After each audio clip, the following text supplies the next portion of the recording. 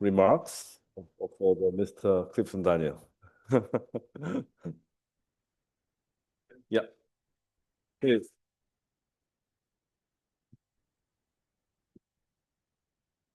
I prepared for the welcome remarks for Mr. Daniel. Okay, distinguished guests, faculty members, dear students, and most importantly, Mr. Daniel. Thank you. It's my great honor and pleasure to welcome you to Kyung University here at the College and the Graduate School of International Studies.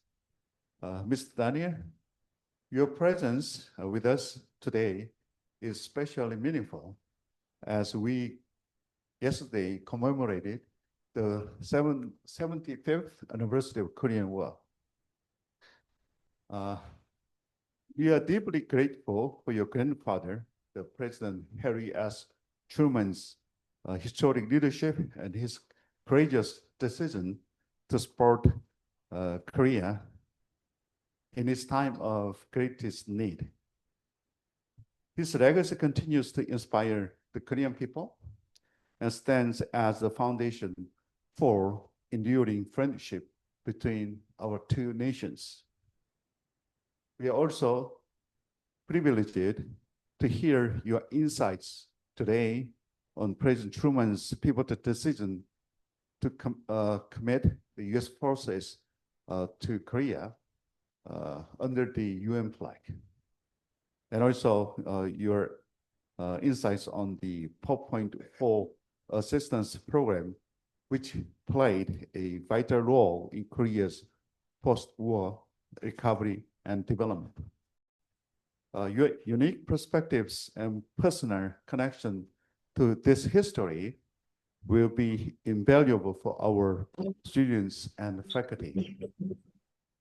At Kyung University, we are dedicated to fostering global citizenship, peace, and creative leadership, values that President Trump championed throughout his life. Your visit enriches our academic community and reminds us the importance of international cooperation and shared responsibility for world peace. Mr. Daniel, thank you for joining us, for sharing your family's legacy with President Truman. The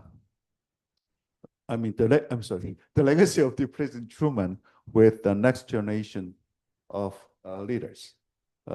We look forward to your lecture and to the inspirations it will provide to our students. Thank you very much again. Okay. Thank you. Before we proceed, I'd like to introduce some of the important people joined us today. Mr. Clifton Daniel Truman was accompanied by his family. So they are sitting there, and then Polly and the Gates, and then his wife and his son. Also representing Truman Library Leadership Program, we have Mr. Sung-hoon Kim joining us, also sitting there. And then today's lecture's title is President Truman's Personal Reflections on the Korean War and the Point 4 Program. And this event was jointly organized by Kyung University and KAIDE, Korea Association of International Development and Cooperation. And it is a great honor to welcome you today to the special event at this university. We are privileged to hear from Mr. Clifton Truman Daniel, the eldest grandson of the President Harry Truman. As a writer, speaker, and public diplomat, Mr. Daniel has carried forward his grandfather's legacy with thoughtfulness and candor. Today, he offers us a deeply personal perspective on the President Truman's personal reflections on the Korean War and the Point 4 program, drawing from private letters, public addresses, and family conversations, above all, his memories of all those years in the family. Mr. Daniel, we share how President Truman viewed the challenges and hopes of the turbulent time when Korea stood at the crossroad of war and reconstruction. And the Point 4 program emerged as a bold new vision for the global development. Ladies and gentlemen, please join me in welcoming Mr. Clifton Truman Daniel.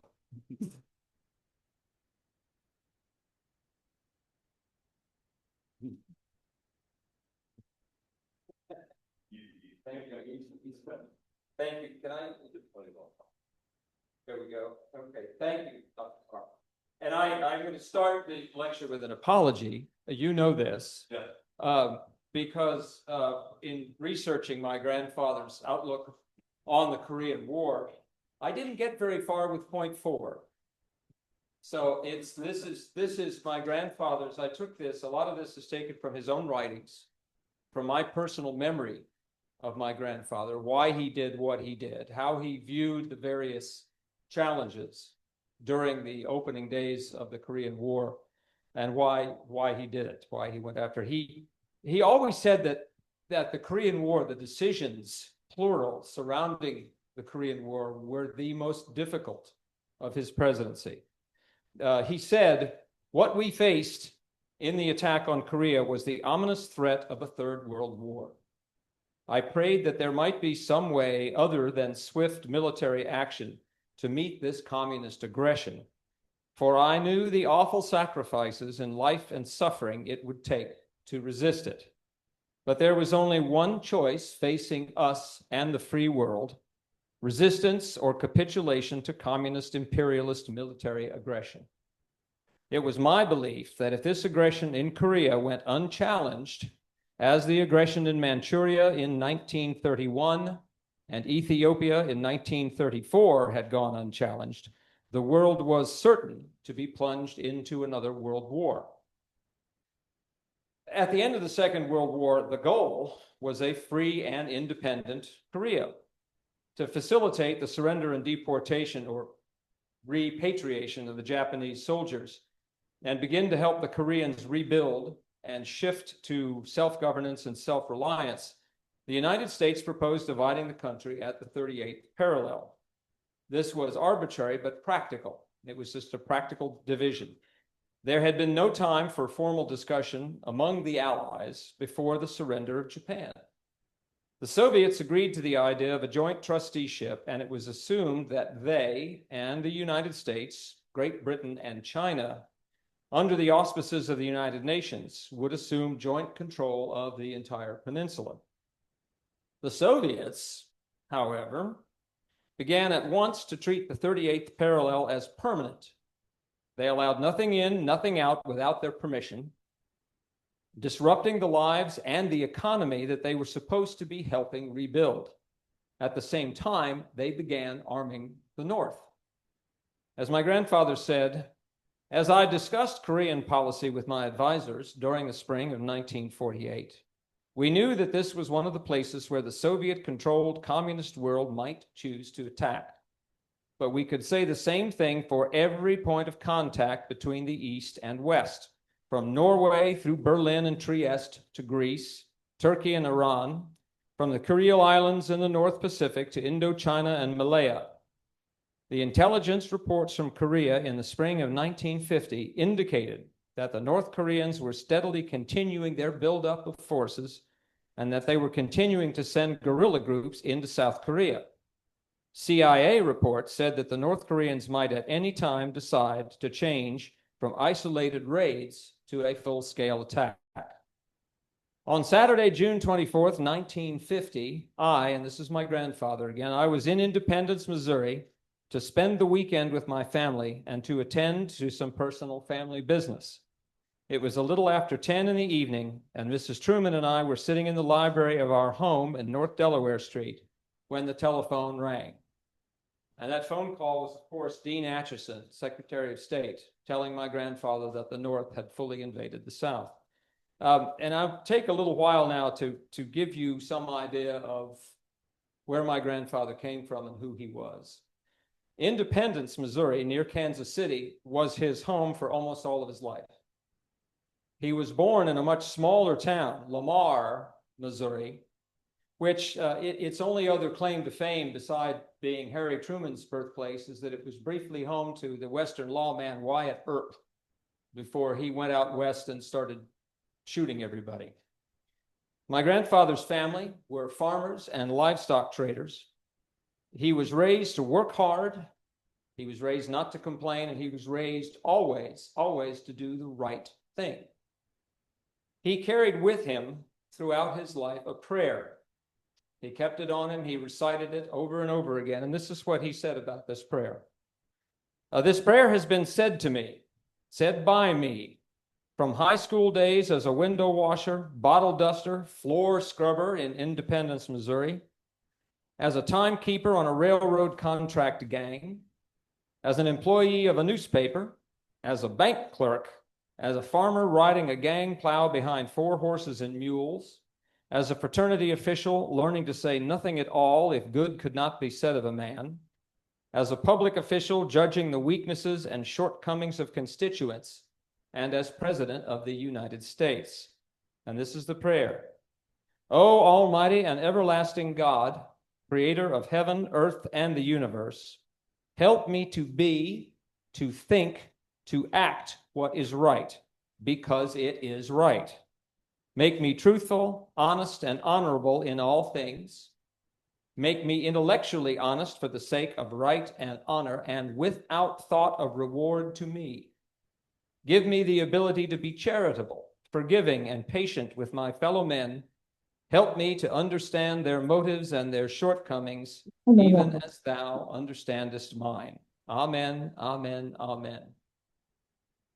As a child, my grandfather read voraciously all the time. By his own admission, as a child, as a teenager, he read every single book in the Independence, Missouri Public Library, 2,000 books by the time he was 15 years old. All of his higher education was self-taught. He was the last United States president who did not attend college. So you all are doing much better than he is right now.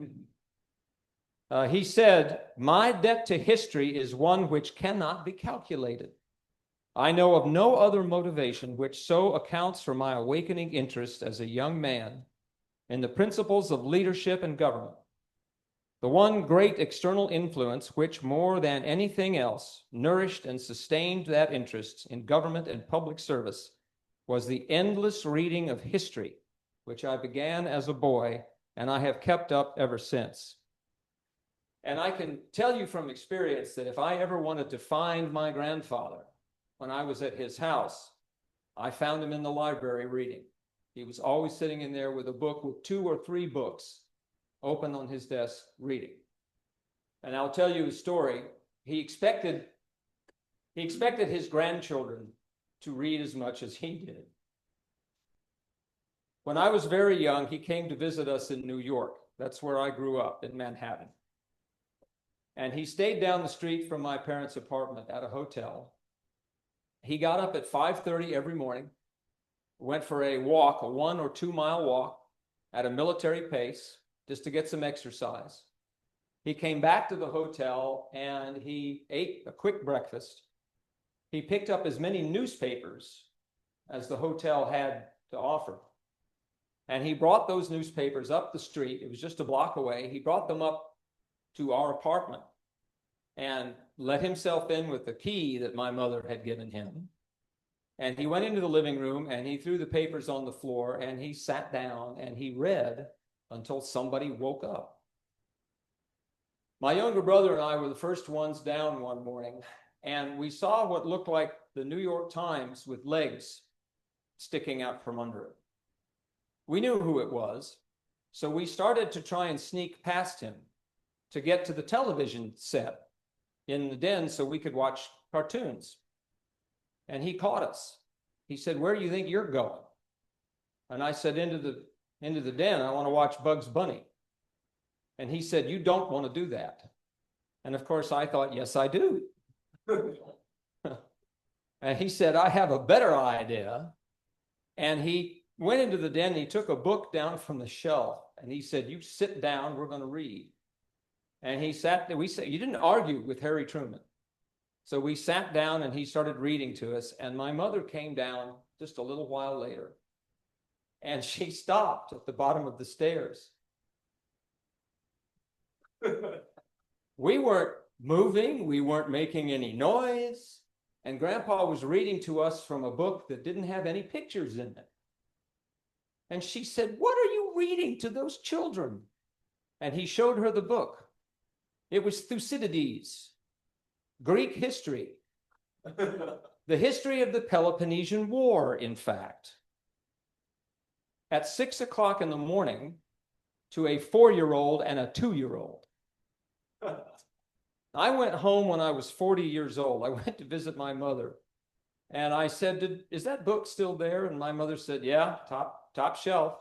So I got a glass of wine, and I took the book down, and I thought, if Grandpa wanted me to read this when I was 4, now that I'm 40, I should probably read it. I drank the wine. That is tough reading, but for my grandfather, that was important. He read all throughout his life, and it was history, it was government, it was all about the world. Because his family, he could not go to college. As I said earlier, he went right to work out of high school. His father couldn't afford it, so he went right to work out of high school, managing the payroll for a group of itinerant workers, building a railroad. This was his first experience managing men, managing other people. It was also, by the way, where he learned to swear. From the railroad gang, he went on to work in the mailroom of the Kansas City Star newspaper. And then after that, he worked for 2 different banks as a clerk. During his time at the banks, he joined an artillery battery in the Missouri National Guard. As a boy, he dreamed of a military career. He really wanted a military career. He'd hoped for an appointment to West Point, but his poor eyesight kept him out. He had very, very bad eyes. The Missouri National Guard apparently didn't care if he needed to wear glasses as long as he could hit the target, which he could. The following year, he was called home to help his father run the family farm, which at its largest was 2,000 acres. He ran it with his father and his brother Vivian and hired help. That was in 1906, and he would spend almost the next 12 years as a farmer until the United States entered the First World War. That year, 1917, he rejoined the Missouri National Guard, and after recruiting enough men for a new battery, he was elected as its lieutenant. He was 33 years old at the time. He was a farmer, he was head of a household, and he was head of a household, 33 years old and a farmer. He was old and he had a farm. Any one of those things would have kept him out of the military. But he decided to go and fight because he thought it was his duty to do so. He was sent to France. He was promoted to captain and put in charge of a very unruly artillery battery. He whipped them into shape, and he turned them into one of the best, if not the best, artillery battery in the 129th Field Artillery. He stayed on the line with his men, once barely missing being hit by an exploding enemy shell. He'd been sleeping. He rolled up his bedroll, went over to where his men were getting ready, and a shell exploded right where he'd been sleeping 2 seconds earlier. After the war, and by the way, he brought every single one of his men home from the war. He did not lose a single man. After the war, he became a small businessman. He and his old friend Eddie Jacobson opened a men's clothing store, called it a haberdashery, in downtown Kansas City. The post-war recession ruined their business. They had to close up shop. And my grandfather at that point went into politics through a friend of his who had been a fellow officer in the war, whose uncle, Tom Pendergast, this was Jim Pendergast.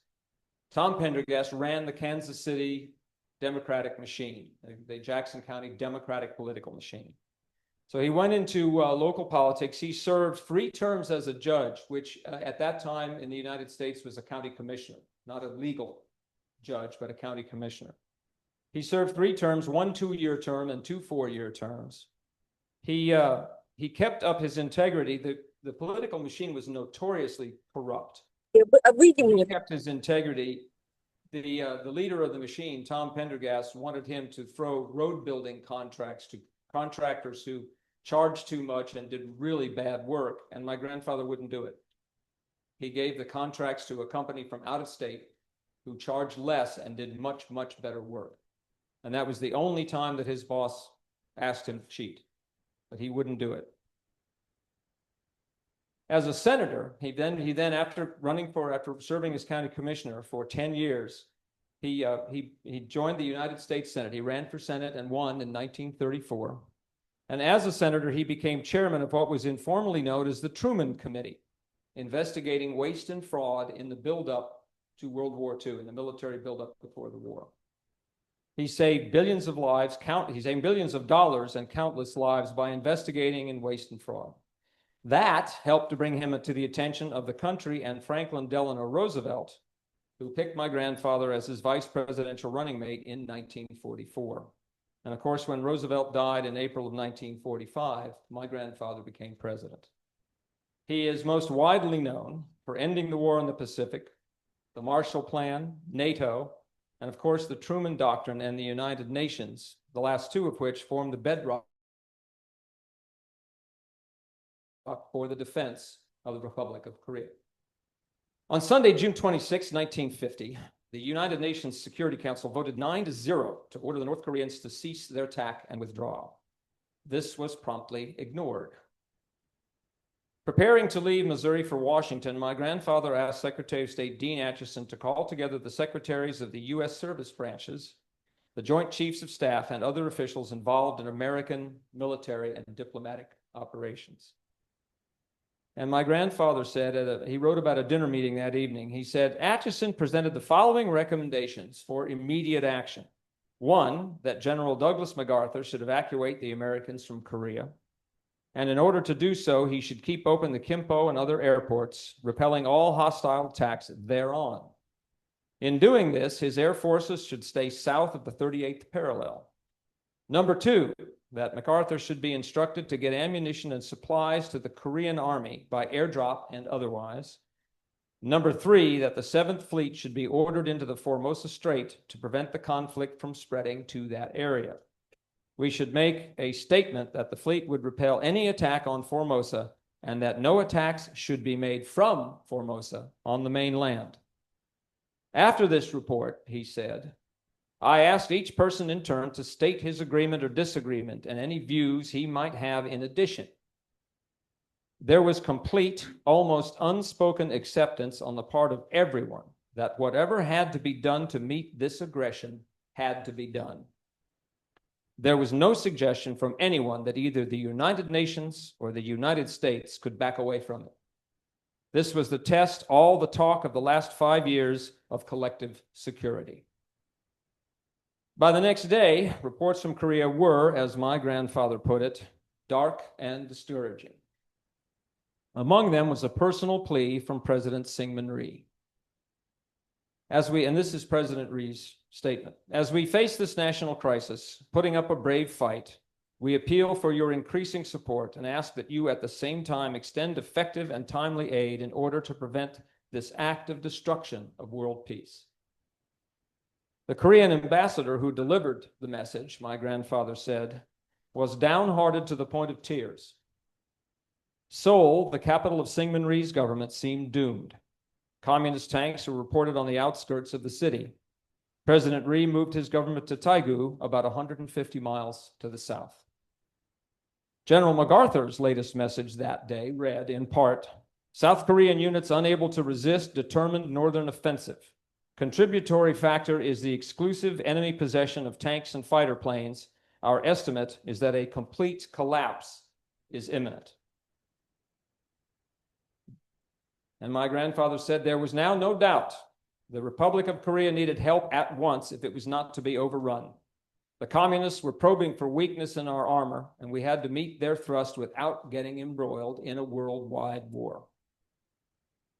General MacArthur was instructed to use air and naval forces to support Republic of Korea troops, but only south of the 38th parallel. He was also instructed to dispatch the 7th Fleet, as had been discussed, to the Formosa Strait, both to prevent communist Chinese incursion as well as forays against the mainland by the nationalists. This was all done in the name of containing the conflict. Grandpa said, I also approved recommendations for the strengthening of our forces in the Philippines and for increased aid to the French in Indochina. Meanwhile, the Security Council of the United Nations met again and adopted on June 27 the resolution calling on all members of the United Nations to give assistance to South Korea. On June 30th, my grandfather committed American military forces to South Korea. A week later, the United Nations passed a resolution requesting member nations to supply troops. 16 nations complied in what then became known as a police action. General MacArthur took command the following day. There was some discussion of accepting Chiang Kai-shek's offer of 33,000 troops from Formosa, but this was ultimately declined. Chiang's soldiers were ill-equipped and ill-trained. More importantly, it was thought that involving them in Korea would give Communist China an excuse to enter the fighting. Grandpa said the first American ground troops sent into the Korean fighting were infantrymen from the 24th Infantry Division. By sea and by air, units of this veteran combat organization were rushed to the front lines to slow down the communist advance. Most of them young recruits without battle experience, put up one of the finest rearguard actions in military history. But it was indeed a rearguard action. From August 4th to September 18th, North Korean troops pushed the US and the ROK forces deeper and deeper into South Korea. The defenders finally established a defensive position in the country's southeast corner, the port of Pusan, known as the Pusan Perimeter.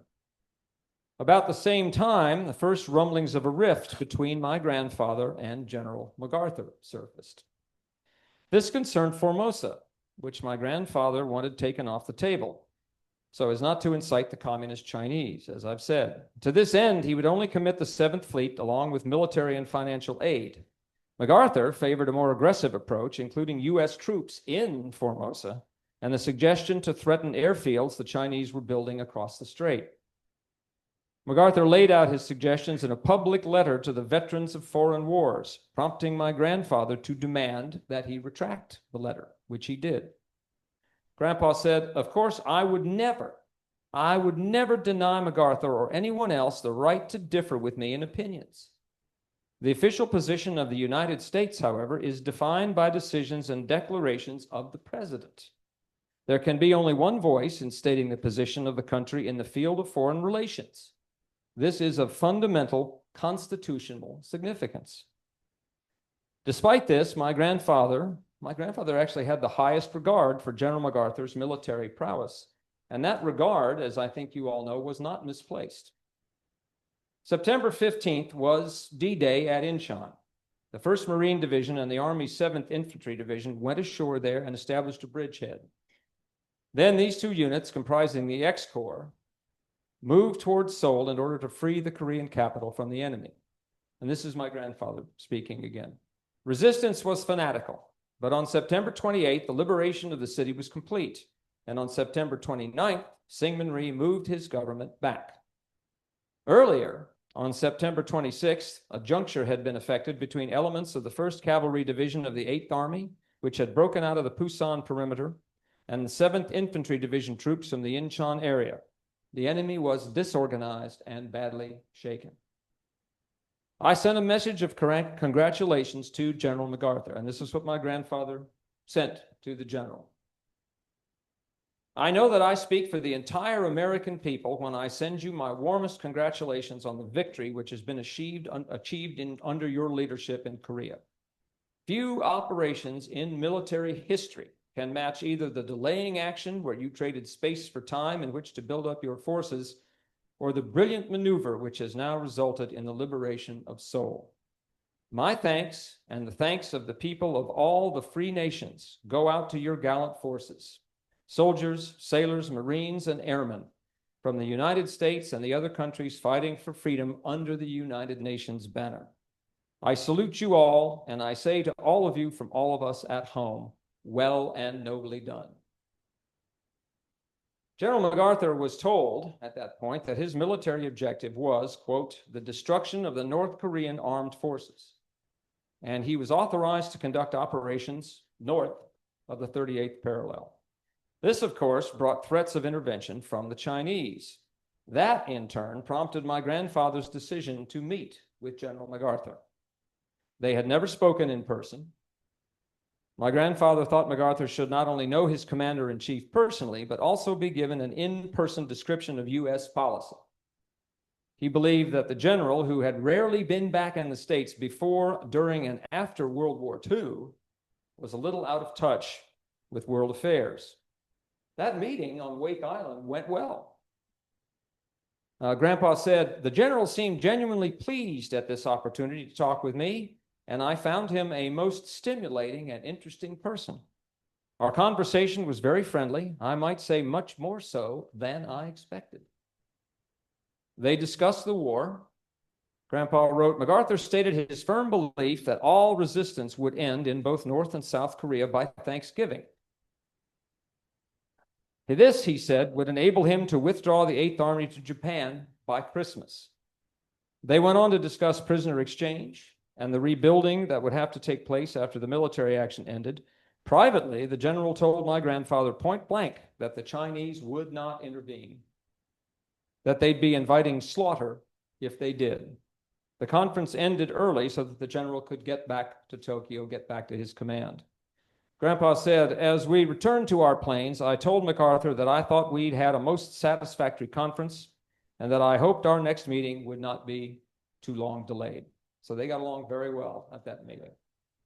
On the way home, my grandfather gave a speech to the United Nations in San Francisco in which he said he went to Wake Island to make it clear to the world that, and this is his quote, "there is complete unity in the aims and conduct of our foreign policy.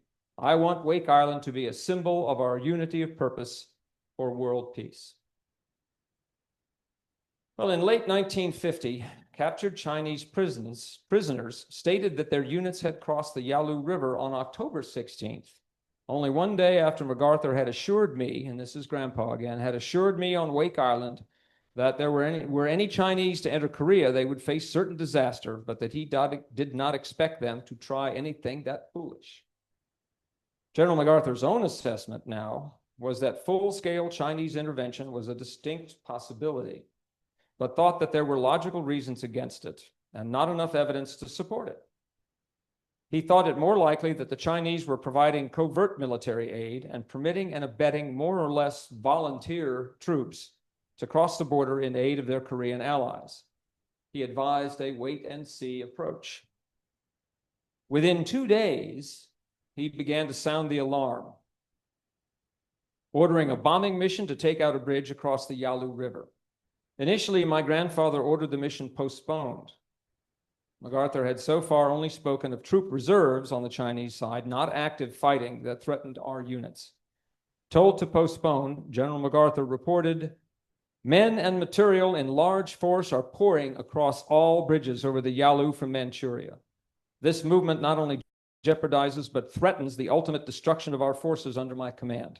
Time is so essential that I request immediate reconsideration of your decision."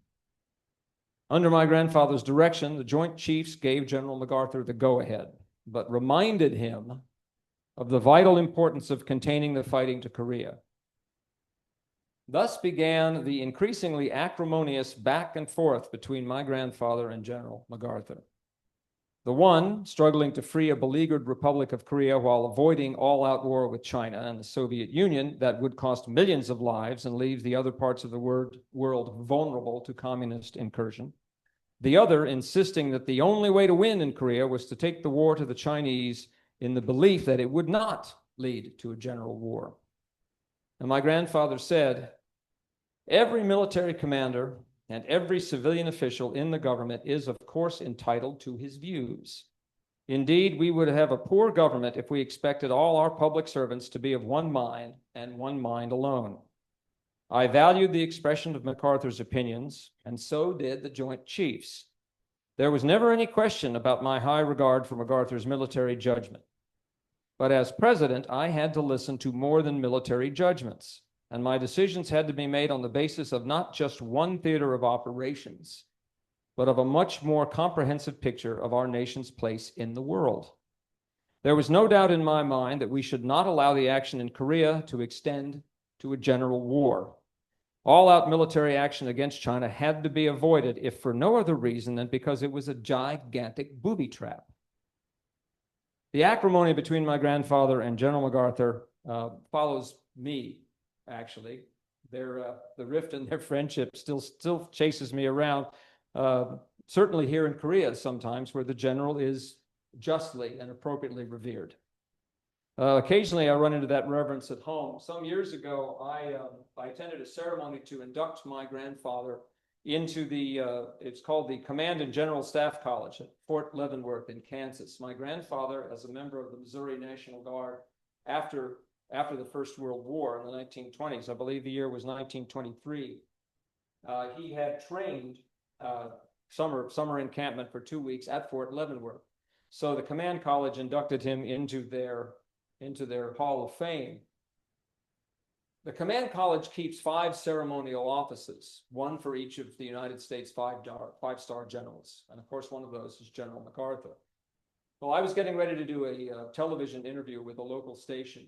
And right as the camera guy was getting warmed up and he had the microphone clipped on me, right before he started the interview, an officer leaned close to me and said very quietly in my ear, "You're standing in General MacArthur's office.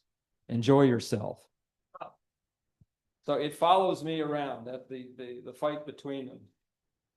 For me, and for my grandfather, the general's dismissal was unfortunate and unwanted.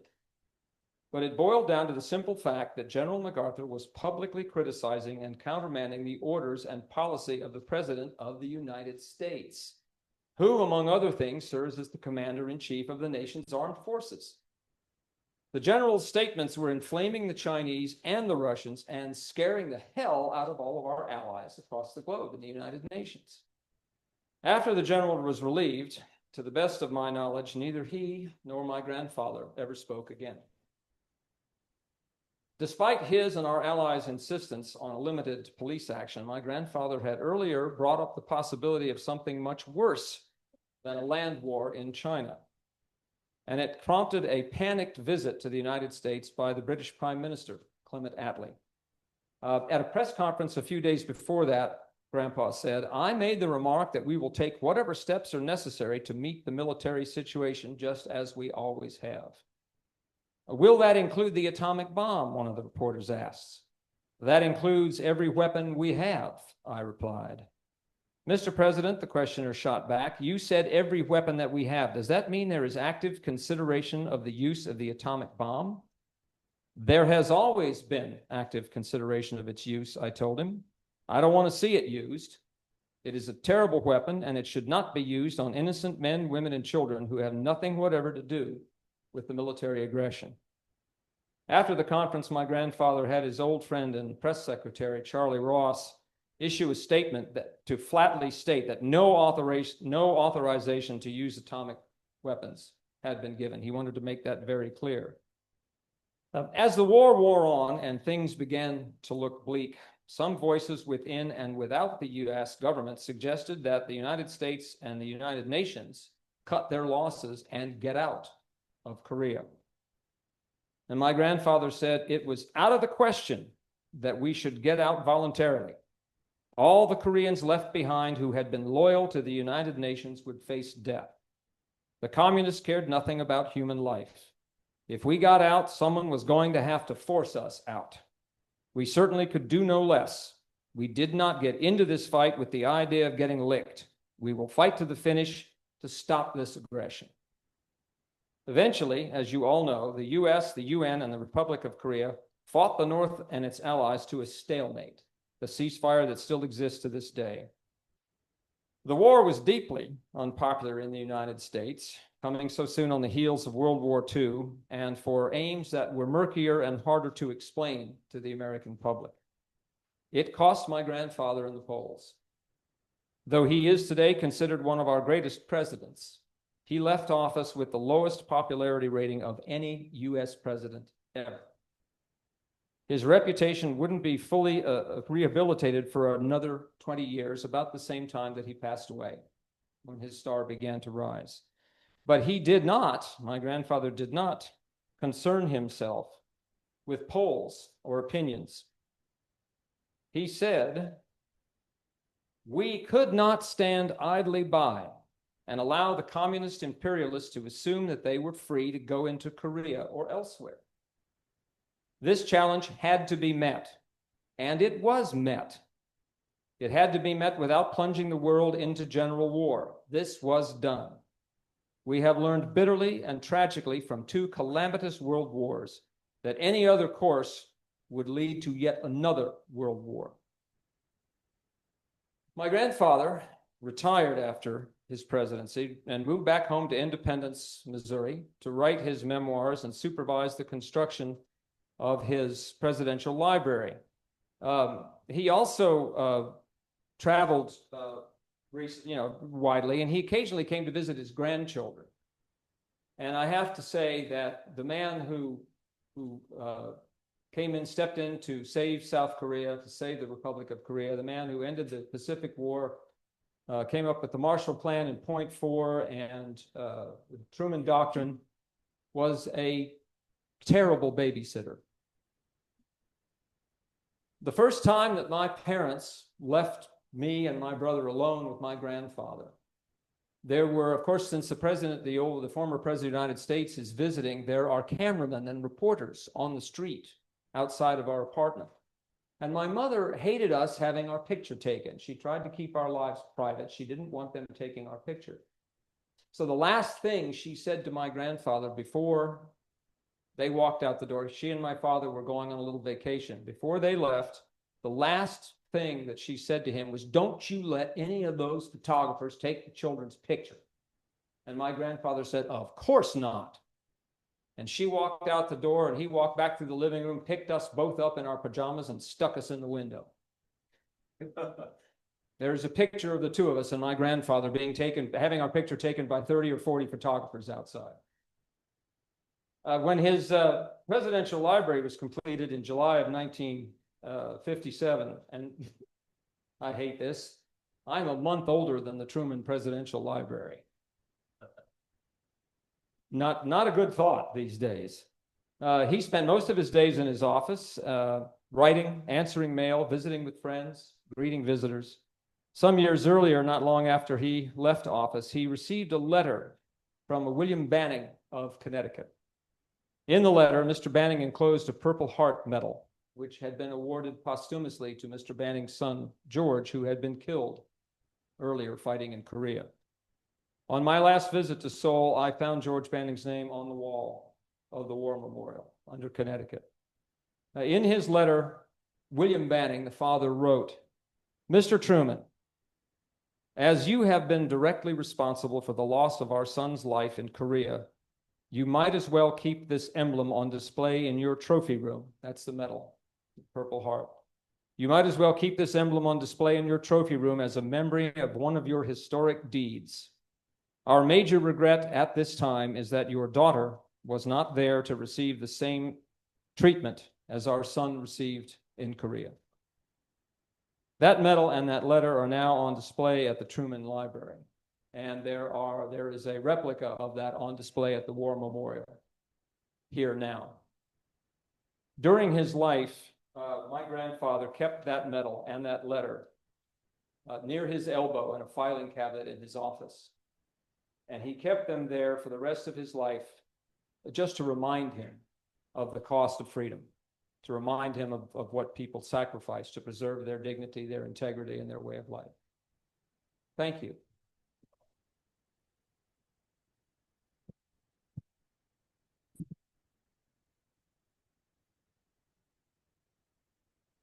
Okay, thank you, Clifton. Do you have any questions or comments what he has done? There are a lot more to share from his part, I'm pretty sure. So if there are any questions, then we will have more talks among us. Obviously, I covered everything. Well, Yeah. in order to give audience time to think about their questions, let me volunteer to the first one to give you a question. Yeah. You spent quite a lot of time during your presentation about the conflict personal or emotional conflict between your grandfather and General MacArthur. In Korea, many older generation think that MacArthur saved Korea or tried to unify two Koreas, while President Truman divided us. Left two Koreas divided because of his decision not to bomb not to drop atomic bomb on Chinese soldiers or Chinese territory, especially in Manchuria area. So when you heard that kind of story, what's your reaction? I'm curious to know your reaction. Maybe you feel really angry, or you can understand Korean people's sentiment. No, I understand. I understand the sentiment completely. I understand, and it even seems to me over the years when I've been reading about it, well, if you just kept going, if you just pushed, if you captured or killed Kim Il-sung and his generals, and you decimated his army, you could reunite Korea. The problem being, I don't know that we'll ever know. We keep talking about that, but the problem for my grandfather, pushing it to the Chinese border, pushing it further north toward the Russian border, and the Russians started the whole thing. Actually, well, Kim Il-sung started the whole thing. He kept going to Moscow and asking, can I attack? And they finally said, sure, go ahead. But if we had pushed it, and this was my grandfather's fear, that if we pushed it and started trying to, if we pushed it, then there would be a third world war. Then you would have both the Chinese and the Russians coming in defense of North Korea. And at that time, the Russians had atomic weapons. They had tested their first weapons in 1949. So they already had atomic weapons and could use them. The Chinese, I think, were still a couple of years away of having, wasn't it 1954 or something that they developed nuclear weapons. But you had a massive Chinese army. You had nuclear armed Soviets. And my grandfather's fear, and not just his fear, but Joint Chiefs of Staff, others in the government, the fear was that if we scared them too badly or we took away their buffer, the Chinese and the Russians would very much like that communist buffer, and they were grabbing territory. But if we pushed it, that we would have had a third world war, which would have been much, the number of lives lost, atomic weapons used again, possibly this time against ROK troops, United Nations troops, US troops, that it would have been a disaster. But I understand, because even reading my grandfather's memoirs recently, I look at that and go, well, that's kind of exciting. They could have reunited the country. Wouldn't that have been great? But I think the accepted belief, and it seems to me that the Soviets and the Communist Chinese were not going to let that happen. Well, that didn't work, did it? Your question didn't start anything. Maybe another question I have is, President Truman has been known as one of the most modest, humble presidents in the United States history of presidents. One of the examples is, President Truman is the person who decide on so-called Marshall Plan. He is a final approval of Marshall Plan to help rebuild European economy, right? That's why I think Europe became what they are right now, thanks to President Truman's decision. But he allowed Marshall Plan to be named after, at that time, Secretary of State Marshall. When I read that story from the biography of your grandfather, I thought, why he allowed the name of the project to be named after Marshall, not his name, so-called Truman Plan or something, right? So I thought, he's really humble. And do you have other evidences or anecdote to explain about your grandfather's modesty or this humbleness? Yes, well, when it comes to General Marshall, first of all, I don't think there was anybody that my grandfather admired more than George Marshall. He had great respect for general and then Secretary Marshall. And Secretary Marshall had, the kernel of the idea came from a speech that Marshall had given. So it started with Marshall. It was then fleshed out by my grandfather and others in the administration. But my grandfather thought that the general deserved to have his name on it. He also said, given that he was dealing with a mostly Republican Congress, he joked that anything named the Truman Plan would never get through Congress. So you might as well put Marshall's name on it. Oh, really? Yeah. He made a joke out of it, but he had tremendous respect for General Marshall, and it was a good idea. Just as an aside, my grandfather, after fighting in World War I, and you all, I think, are familiar, at the end of World War I, the Treaty of Versailles ruined Germany. They made them pay through the nose, to pay for the war, reparations. The inflation was unbelievable. People were buying food with barrels full of German marks, wheelbarrows full of money. It was a mess, and into that mess walked Adolf Hitler, and we had another world war. My grandfather was all for that agreement originally. After he was mad after World War I, he wanted Germany wiped out, but he learned in the 25 years after the war to rebuild, don't destroy your enemies, which is what human beings have done through most of our history. You win a war, you take everything from your enemy. But in his view, you don't. You rebuild, you make them into friends, which is what's happened, which is why we have the post-war world that we have today. And one other thing on modesty, and I told this story. Sorry, you guys, you've already heard it. When I was, when I was very young, my parents did not tell me that my grandfather had been president. I found out in school. It was first grade, thankfully, not fifth grade or sixth grade. We went to school the first day of class, and the teacher went around the room and said, everybody stand up, say your name, and tell us a little bit about your family and your background. And apparently I stood up and said, Clifton, and sat down again. And she said, wait a minute, whoa, whoa, whoa. Wasn't your grandfather president of the United States? And I said, I don't know. And I'll go home and ask. And I went home to my mother that afternoon, and I dropped my book bag at the door, and she was reading in the living room, and I marched across the room to her, and I stood in front of her, and I said, Mom, did you know that Grandpa Truman had been president? And she said, well, yes, of course. But just remember something. Any little boy's grandfather can be president. Don't let it go to your head. It didn't. I was 6. I had no idea what that meant. But his modesty came down through the generations. But yes, he was. He was. That's why if the statue at the battlefield, the big gold statue down south, if he saw that, he wouldn't like it. That's too big. Nope. Yeah, he wouldn't like it. You want to be modest. You want to keep your private. That's a big statue. Yeah. President Rhee might do the same thing. Like, no, that's too big. In the same line of study, you just also shared with us about the association of the descendants of ex-president of the United States. There's a good number of all those exes, Eisenhower, ex-Monroe even. Truman.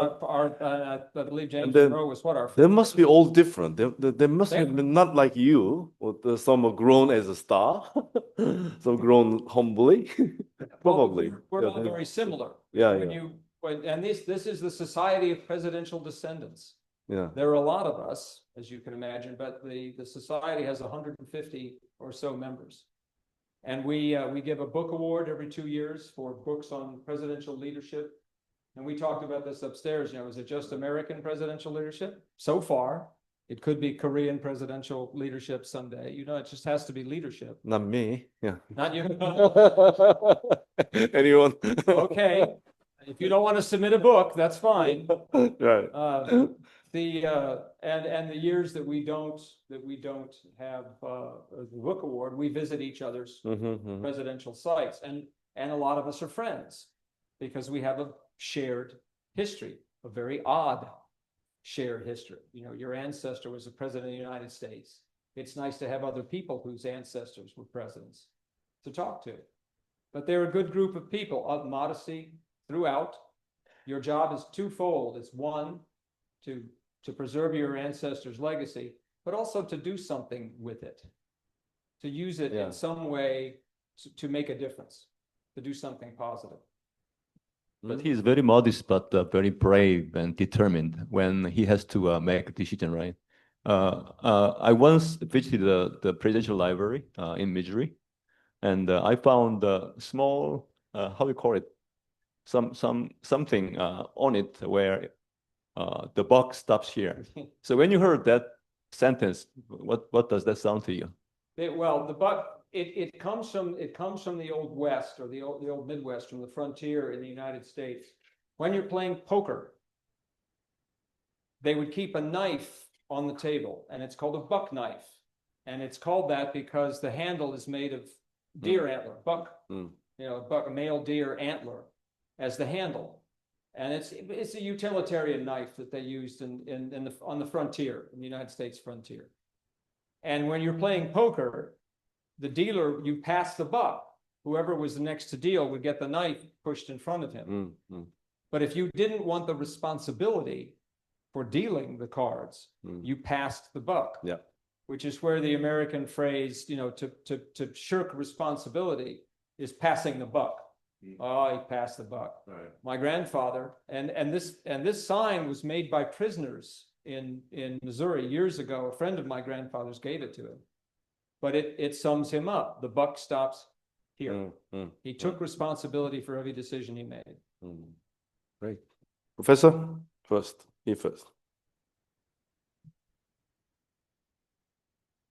All right, thank you very much for your presentation. I have one request as well as one question.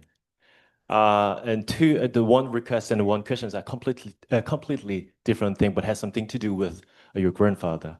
So what happens in 25th June every year in South Korea?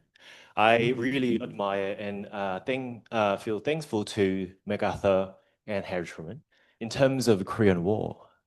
I mean, you guys have been protecting South Korea from the threats of communism and so on. And what happens every year in this day is that every village and every city remembers those who have been deceased during the Korean War. I mean, I'm not talking about ROK soldiers, but like civilians, while the Cold War and the Korean War have been escalated because of the escalated ideological confrontation. But the thing is, there was mass killing in South Korea and as well as North Korea, like a nationwide mass killings because of the the ideological sort of disputes. So the first president of Lee Seung-man, he allowed the South Korean police officers and soldiers to conduct the kind of mass killing for those who were regarded as communist collaborator and so on. So my request is that, I mean, of course that, we appreciate South Korean population appreciate American involvement in, like a safeguard for the, during the Korean War. But at the same time, on the flip side, we should remember together that we also conducted the kind of tragic sort of events. So my request is that let's remember the kind of, victims of civilian killings. That is just one request. And my second question is that, Harry Truman conducted martial law, sorry, not martial, sorry about that. What is that? Martial plan. I'm traumatized last year. And what is that? Point 4, the kind of initiatives, which is foundation of USAID and which is being destructed at the moment. How do you feel about that kind of, destruction of USAID? Dismantled. Yeah, dismantled, I would say. No, I'm sorry. The point 4, dismantled. I'm not. No. Which is foundation of USAID. Oh, foundation. But again, this was part of, and for point 4, and again, I apologize for not. Yeah. Don't worry. Not my area of expertise. yet, but it's obviously going to have to be. The foundation for all of that, along with the Marshall Plan, is rebuilding. I mean, it stands to reason, and it was my grandfather's view, that if you build a society, I mean, what people need is security, safety, food, clean water, self-determination, not being invaded by their neighbors. You need these just foundational things. Exporting aid, either monetary aid, military help, or in point four, technology.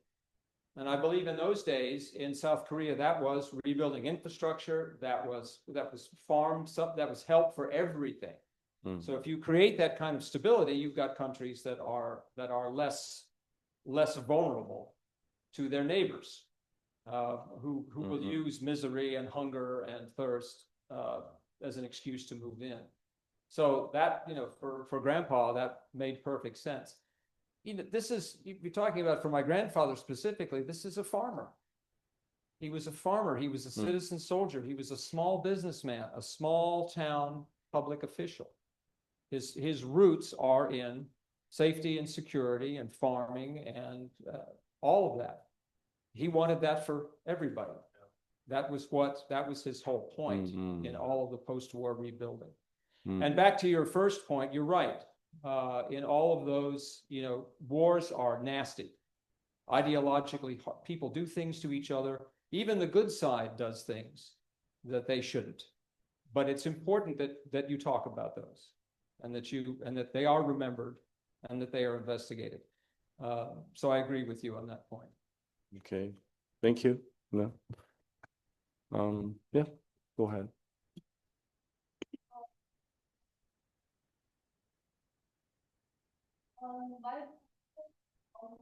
The other questions that I asked, my husband is quite simple.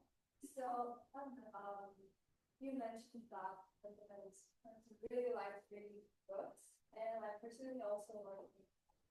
So can I ask, how many books have you read, and also are you interested in reading books too? You tell him first how many books you read.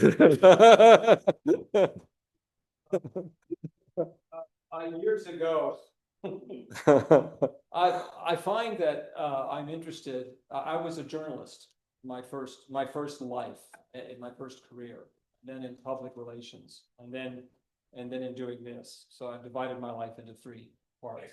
First 15 years of my working life was as a journalist, and I find that the job came easy to me because I'm interested in pretty much everything.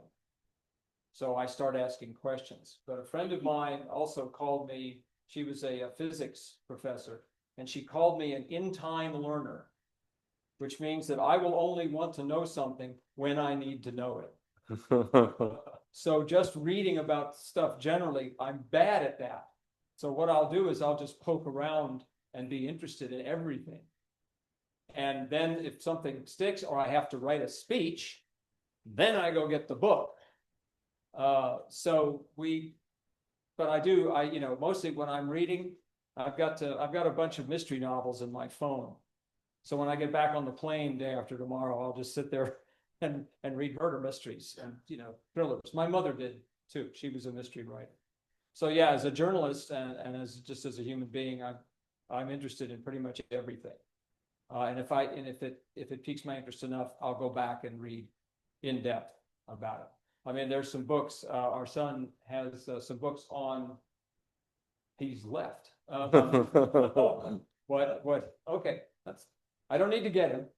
Okay. But just about some of the massacres that occurred on both sides during the Korean War. He's been reading about some of that, and he's suggested one of those books to me. That is not something that is well known in the United States. So that will probably be the next thing that but you see how it goes. I do the speech here, I learn about that, and we start reading. So. Yeah. Now everybody's in-time learner.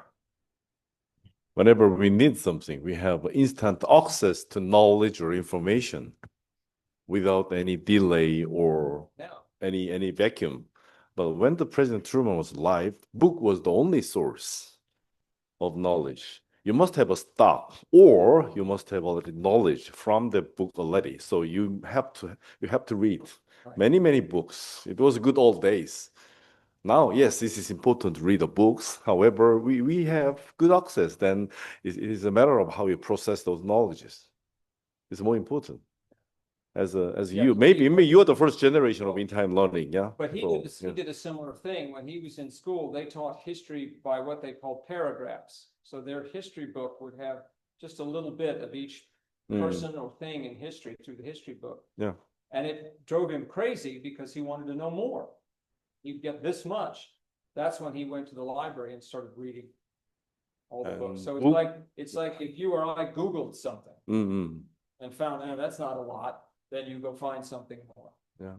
And book was much more expensive at the time. And and that's why library was very, very important. Yeah. for the people.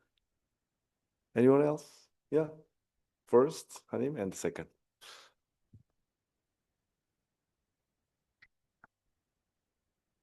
Okay. First of all, it is really great honor to hear about the deepening history between Korea and United States. And I have a question about I prepared a pre-question, but I just put aside because I have another question while I listening about your lecture. Because I was really inspired how President Truman decided what is right in international world.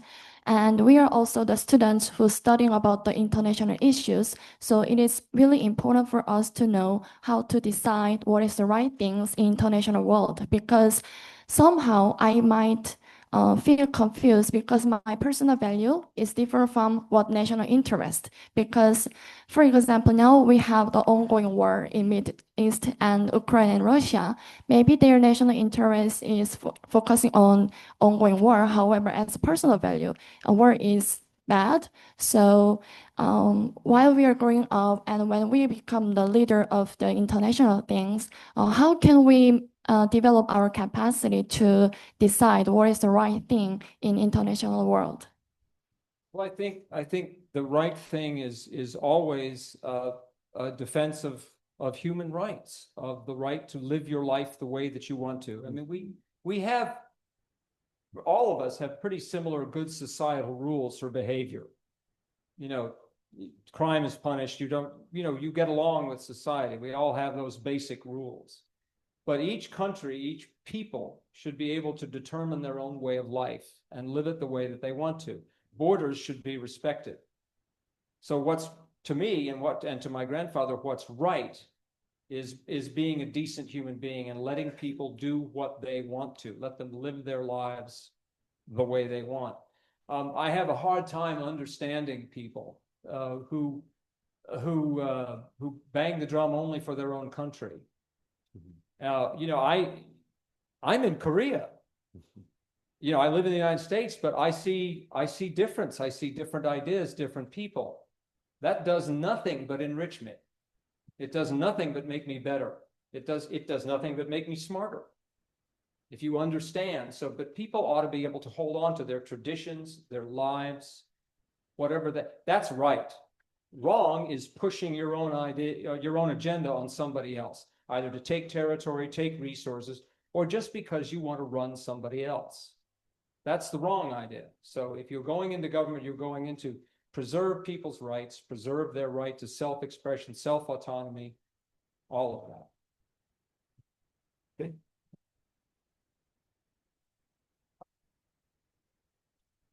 Well, first of all, thank you for your lecture. And as the student of Korea, we usually saw the President Truman name in historic book or documentary. But I wonder, what was President Truman like your grandfather, not the historical person?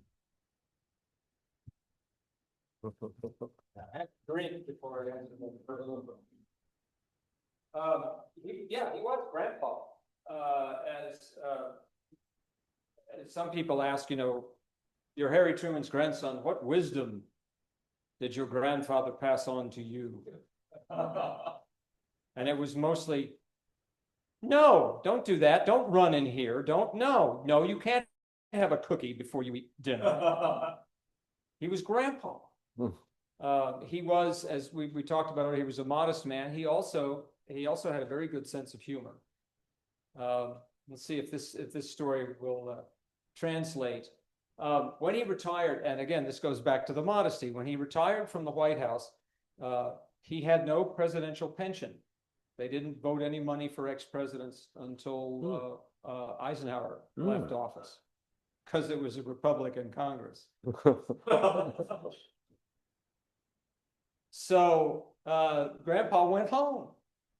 And early in the spring, the year that he retired in 1953, my grandmother looked out the window and said, "Harry, the lawn is getting a little messy. You need to cut the grass." And he said, he hated cutting the grass. He said, "I don't like cutting the grass." And she said, "Yeah, I know. You're not president anymore. You're going to have to cut your own grass." So he put it off. He wouldn't do it. He wouldn't do it. And finally, one morning, he went out and he rolled up his shirt sleeves and he got the lawnmower out and he started mowing the lawn. And my grandmother looked out the window and nearly died. It was Sunday morning. Everybody else in town is going to church. And here is the former president of the United States not going to church, cutting the grass instead, and waving to everybody who went by so they would see him doing this. And my grandmother was embarrassed. She ran out to the lawn and she took the lawnmower out of his hands and said, "Don't you ever do that again." And he said, "Okay." He never cut the grass again. So, but he had a good sense of humor. He had a good sense of humor about himself. He took his job very seriously. He took everything surrounding his presidency very seriously. He tried very hard not to take himself too seriously. The presidency for him was a set of tools to be used as best he could to help the most people he could help. When it came time to put those tools away, it's gone. He didn't get a swelled head about it. He just went back to his life. So. But without any pension, how did he make his life rolling? And did he have any earnings or after retirement? After? Without pension or without any income? He gave speeches. He wrote his memoirs. He built the presidential library. Okay. He earned by himself. He liked to be busy. He and my grandmother are buried at the Truman Library, right in the center courtyard. They are buried about 25 feet from my grandfather's office. And my grandmother, when he made that decision, she said, "Why are we being buried 25 feet from your office?" And he said, "Well, so after I'm dead, if I feel like working, I can get up and go to my office." So he liked to be busy. Okay. Anybody else, please? So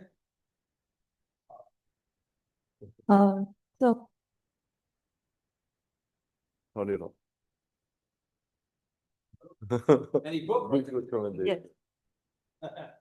Yeah, in fact, about my grandfather, my mother, Margaret Truman, wrote two very good books, one on my grandfather and one on my grandmother, which is interesting because it gives you the perspective from two different people. Also, from a daughter's perspective, from a child's perspective. I mean, she was a grown woman, but from a child's perspective on his presidency and on their lives together.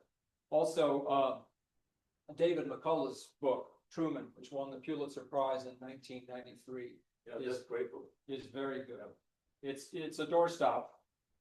It will stop you from breathing at night. But it's a very good book. There's also a newer one by, I don't know if you read A.J. Bain. He wrote The Accidental President. It doesn't cover Korea, but it covers the first 3 months of my grandfather's presidency, when he was thrown into office when Roosevelt died, and all those decisions that he had to make very quickly right afterwards. But AJ's a good writer. It's a good read.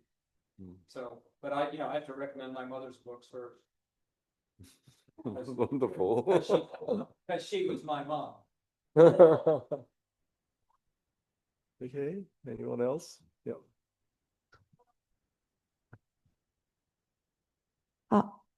First of all, thank you for your wonderful speech. It was a great honor, and I would like to ask, if it's not much in trouble, what prompted you to start researching about your grandfather as a grandson?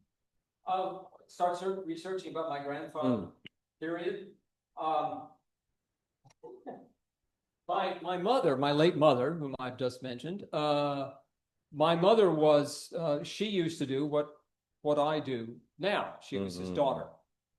And when I was in I think my mid-30s, my mother she was in her 60s, and she had just gotten tired of traveling and talking and doing all this. And she turned to me one day.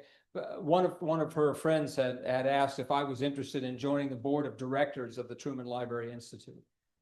And I asked her about that. I said, Uncle Johnny's asking me to join the board. And she said, well, it's your turn. So that's how it started. She said, I've had enough. It's up to you now. And so I joined the board in the mid-90s, and served 3 terms on the board. And then after my mother passed away, she was the honorary chairman, and then that job became mine. And I retired from office job. Public relations was what, couldn't you tell? From public relations about 13 years ago. Took early retirement, and then I have just been lecturing on my grandfather. I also play him on stage. I play my own grandfather. You're an actor. Yeah. Plays Give 'Em Hell Harry. It was written in 1974, 75, originated by an actor named James Whitmore in the United States. Okay. And I have friends. As I got older and older, I began to look more like my grandfather. You can be more successful now. Yeah. Well, yeah. Well, but one of my hosts last night said, "Oh, you look like your grandfather, which means you're very handsome." And he said that's how we are in Korean culture. And I said, "Oh, I love Korean culture. That's just fine."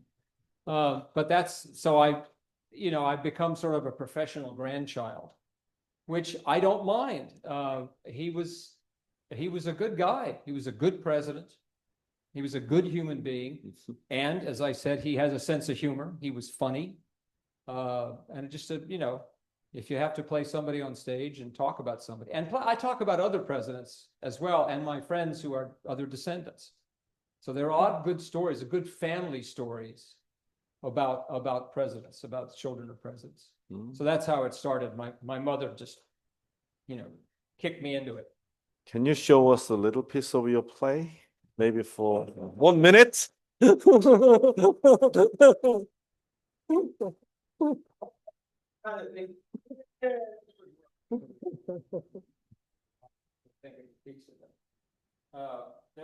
a good scene. It's one of the early scenes when he's talking about, all right, you'll have to imagine I have white hair and round glasses. I never saw myself as president. I was just in the right place at the wrong damn time. Lots of people could do a better job, but it became mine to do. And as long as you put me here, you'll get the best I've got. I always thought it wasn't important how you did something or how you said it. Point is, get it said and done. And I don't compare myself to other men either. There's no reason to do that. I don't compare myself to Franklin Roosevelt or to Winston Churchill. All men do things differently. And I'll give you an example. I once ran into the great all-time American snob, the Lady Astor. For those of you who don't know who she is a transplanted Virginian, born in the great Commonwealth of Virginia, moved to England, married a lord, and developed a British accent so thick that even the British can't understand her, let alone stand her. I ran into her down in Williamsburg, Virginia, and she said some very unkind things about my Missouri accent. Well, I set her straight. I said, at least my accent comes naturally. Now, Winston Churchill ran into the great lady at a dinner party in London. And this is one of those dinner parties that Winston truly enjoyed. And he derives a great deal of that enjoyment from drinking a hell of a lot of brandy. He was seated next to the great lady, and she took it upon herself to lecture the prime minister. She said, "Winston, I believe you're quite drunk." And Churchill said, "Madam, you are absolutely right. I am quite drunk. You, on the other hand, are unbelievably ugly. And in the morning, I am going to be indisputably sober. Thank you. Great. Those are I great. just remembered I skipped the whole thing about General MacArthur. That's in the play too. We need another bottle of wine to discuss General MacArthur. Okay, there are several more questions, I guess.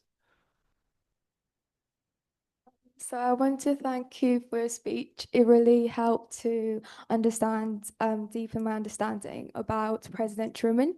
So this might be a silly question, but I was very curious. As far as I know, Truman president was the first president who started containment policy. And do you think the US intervention and direct support in South Korea truly about protecting South Korea's sovereignty, or it was primarily more of a strategic action towards containment policy against communism? It was both. It was both, and he believed strongly in both. First of all, just the kind of person he was, you don't let somebody get overrun. You don't let a free country be overrun by a stronger country. But it was strategic because at that point, he was watching all the places in the world where the Soviets might attack. Hence the Truman Doctrine, which gave aid to Greece and Turkey. Those were the first two that he protected by giving military aid and financial aid to stop what was a growing communist threat within the country, orchestrated by the Soviet Union. But that wasn't the only place. The 38th parallel was another one. It just happened that the 38th parallel was where that's where the fire started. That's where the enemy came over first. And we'll call it communism, North Korea, but it was the Soviet Union, it was the Chinese, it was the communist countries. So yes, it was both. He believed in helping people of South Korea, but also strategically, he said, if we let this go, we can expect it to happen again. So it was strategic. It was both, and it had to be. I mean, the world is too small. Good. Okay. First of all, it's a huge honor for me to listen to our country's culture plus the life of Mr. Truman. And I have two questions about it. And I just want to ask you that what are your thoughts on the relationship between US and Korea? Like there are many changes and features of this alliance.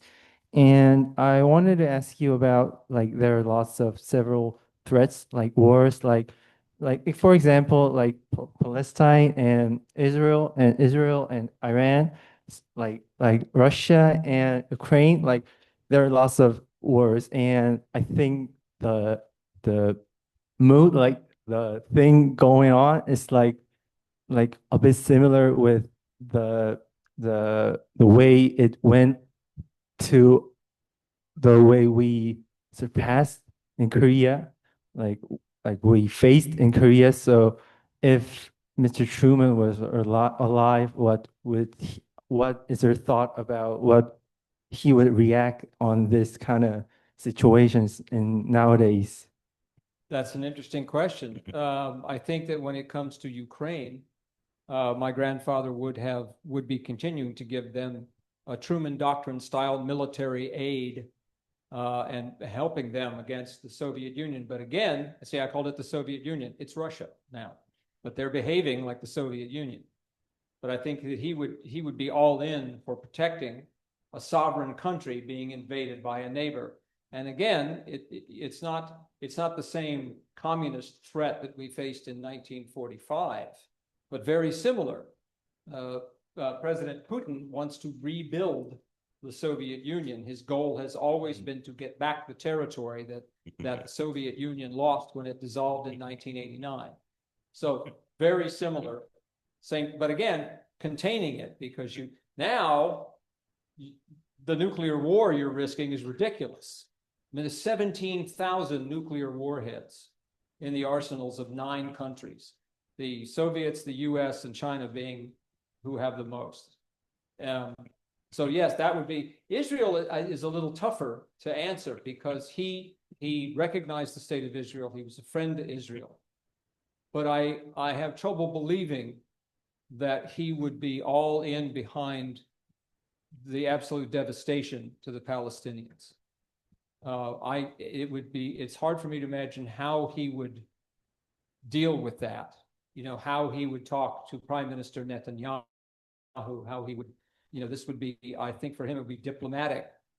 And as now we have Iran in the mix. And that was not something that my grandfather ever knew about or had to deal with. So I'm not sure how he would look at that, although he would certainly, you know, they sponsor terrorism worldwide, and they are a thorn in the side of the Middle East. But that, again, that gets tricky to how he would deal with that, being a friend to Israel and having to, he would not agree with what they're doing and the way that they're doing it. He would agree that they have every right to defend themselves, but this seems more offense than defense. Although, again, then you have the incursion by Hamas in October 2 years ago. So that has always been the worst set of problems on the planet, the Middle East. Thank you. Okay, maybe another one final question if you have. Yeah. First of all, thank you for the speech and the lecture that you have given. And to be honest, I didn't knew that President Truman has been doing a lot to save the communist threat from Korea, because I always emphasize sorry for this, but to General MacArthur instead of Truman. But what keeps in mind is that, but according to the CIA information, President Truman could have known that there was the invasion of the North Korea could have come, but according to the history, the Atchison line, it excluded Korea. So it gets me curious that maybe President Truman could have stopped the war becoming by like including us in Atchison line, or like sending troops before the war started. So could there be a reason that he hadn't done this active action before the war actually started? Well, in reading his memoirs, it seems as though you have very different ideologies on both sides, different ideas of how to rebuild the country. Again, the Soviets treated the 38th parallel as a wall. They would not let anything in or out, which disrupted the economy of the country, disrupted the rebuilding, and they started arming. And I believe it was Kim Il-sung who actually went to Moscow and said, "I would like tanks and planes, please." And they went back and forth for a while, but then went ahead and armed him. So they're arming up north. Down south, they're trying to build infrastructure. The ROK troops they were young, they weren't well trained at the time. And I don't know, I haven't read anything that says that there was any thought to, maybe we should arm these guys. Maybe we should train them more. Maybe we should give them planes. Information today is a lot. We talked about Google and about information at your fingertips. They didn't have that in 1950. It was hard to know what was going on in North Korea. The CIA was getting some information. Yes, they are building up. And I believe the North had been painting guerrilla attacks over the border for years until the all-out invasion, but they really didn't know the strength they were dealing with. I thought it was interesting in doing the reading for this that the reason that the Chinese were able to come across the Yalu in such numbers is that they moved at night, and they moved quickly and at night, and then during the day they hid. So our aerial reconnaissance and South Korea's aerial reconnaissance didn't know. They couldn't see them. So we don't have satellites in 1950. You don't have thermal imaging that you can see 200,000 bodies on your side of the Yalu. So it was harder to get that kind of information. Plus, it is 5 years after a world war. And the United States and Korea's and the Allies' interest was much more on rebuilding and getting the country started again. And then by the time, the Soviets started immediately, cut off the border. And that started right in 1945. So I think it's a good question. Why didn't I think we didn't know because we just couldn't know. We didn't have the technology. We didn't know how bad it was, although the CIA had some good ideas. But you're right, I haven't seen the suggestion that maybe we ought to send some tanks to the Republic of Korea as well. And that could have been early on the idea that, well, let's not annoy the Russians. Let's not annoy the Chinese. Let's rebuild. Which, was starting to work until the North invaded. One more recommended book is Bruce Cummings, The Origin of Korean War. It tells all those stories and micros in and out of Korea in that period. So you can have a good time. It's another very thick. Okay, then. I think we had a very interesting and intensive discussion with you. Not only the lecture, but also your interactions, your feedbacks and questions were very, very good. That enriched this valuable time with Mr. Clifton Daniel. Thank you very much for your visit. And probably we should invite you again for the full 1 hour play. To rebuilding your career. Okay. Well, it's a 2 hour play. Well, Very, very careful. even better. Okay. Okay, thank you very much. It was Clifton Daniel Truman.